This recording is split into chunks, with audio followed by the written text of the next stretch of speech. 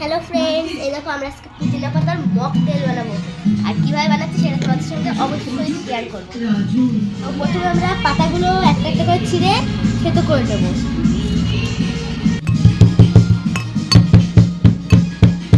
তো আজকে আমরা মকটেলটা বানাচ্ছি থামস আপ দিয়ে। তো চলো দেখাই কি করে বানাই। তো প্রথমে আমরা থেতো করা পুদিনা পাতাটা দিয়ে দেবো। তো এরপর আমরা থামস আপটা দিয়ে দেবো।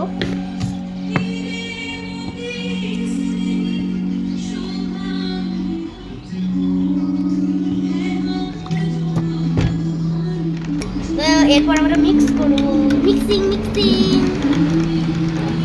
আমরা আইসটা দিয়ে দেবো।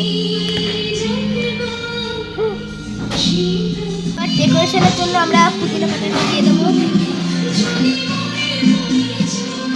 তো এবার টেস্ট করে তোমাদের জানাচ্ছি কেমন হয়েছে।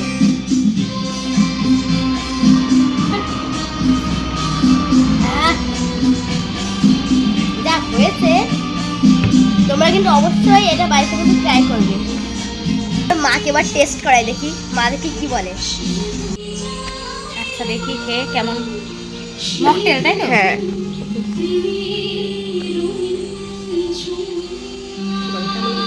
কেমন হয়েছে বলো।